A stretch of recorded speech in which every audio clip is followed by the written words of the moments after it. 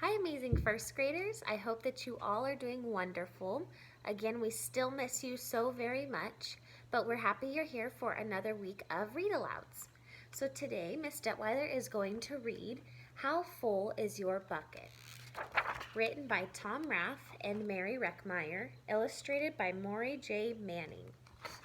Let's see what this book is about. Felix was putting one of the last blocks on his tower when his little sister came in. "I want to build with you," she said. Felix scowled. "Go away, you're too little."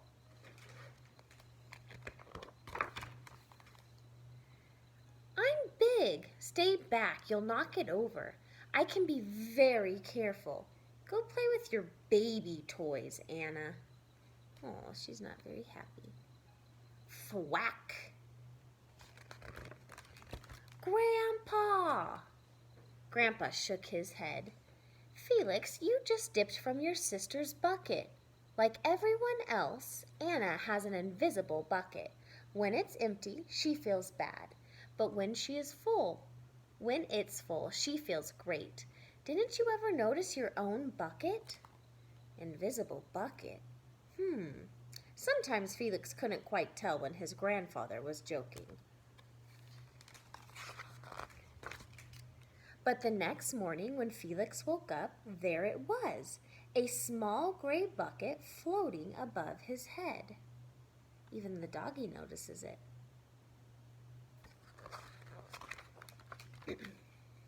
When Felix came down to have breakfast, his mom was in a hurry. "I've got a meeting this morning and it's almost time to go. Anna, sit still."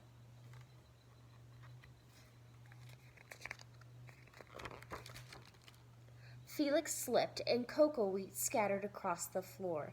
"Felix!" yelled his mom. "You should have used the stool to reach that." Felix could feel his bucket tip and big invisible drips spill out. Drip, drip. "Ha ha!" Anna laughed as she crunched the cereal with her shoe. Drip. "Get the broom and clean that up before you miss the bus," scolded Mom. With the school bus honking, Felix quickly swept up the cocoa wheats and grabbed the last blueberry muffin. But before he could even take one bite,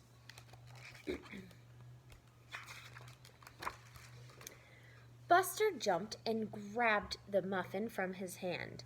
Drip. "Hey, look! Felix's new backpack. My baby brother has one just like it." Drip. "Psst, Felix, psst," like they're telling secrets. Drip. "Watch out, shrimp." Drip. His bucket is getting more empty. It was still morning and Felix's bucket felt almost empty. And he doesn't look very happy. As he watched his classmates walk into the room, he secretly hoped they would trip and fall. That's what it feels like when you have an empty bucket.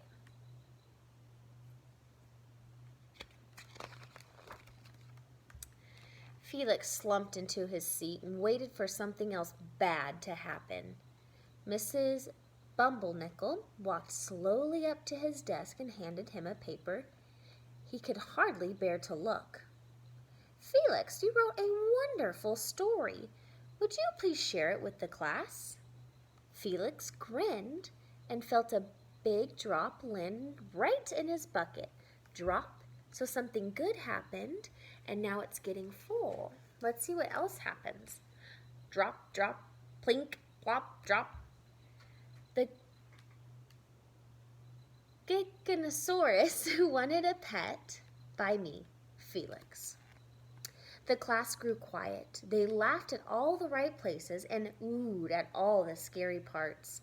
When Felix finally read "The End," everyone clapped. Even Emily, who sat next to him and didn't usually like dinosaurs. Felix felt a whole shower of drops land in his bucket. Maybe the day wouldn't be so bad after all.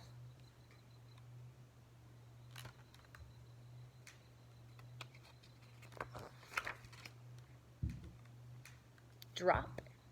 There's a note from his mom that says, I love you. Team captains today are Veronica and Felix. Drop. Nice cow. It's a dog. Well, nice colors there, Felix. Cool laser ant backpack, Felix.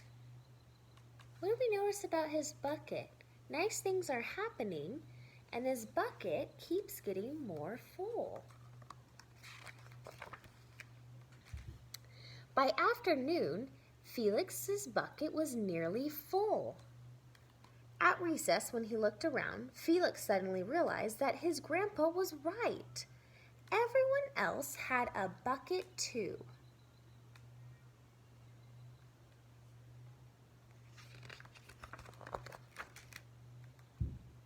Let me help you. Drop, drop, drop.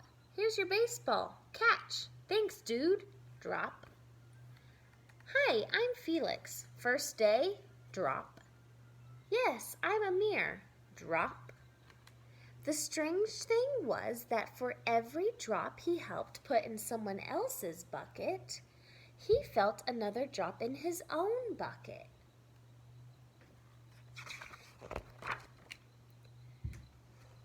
When Felix burst in the door after school, he shouted, "You were right, Grandpa. I do have a bucket, and I understand how it works."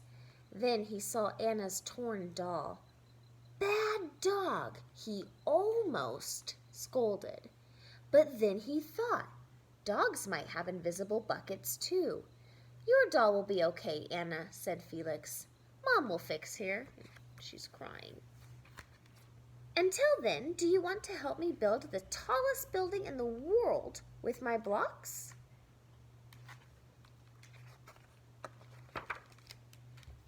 And so they did. The end. So notice, as Felix, when bad things were happening to Felix and he wasn't being nice to others, his bucket kept going empty, empty, and then he was mean. He didn't have a very happy face on. But when he started becoming nice and nice things were also happening to him, then his bucket became more full. And then he was able to be more happy and go along with his day with a better attitude. Be more positive. Think about how you can be more positive in your situation. We're all in a weird spot right now, but think about how you can fill somebody's bucket today and this week. Maybe it's somebody in your house. Maybe it's the mailman that walks by. Just think about how you can do that, and I'd love to hear what you're doing. I hope you guys have a wonderful day, and I'll see you next week.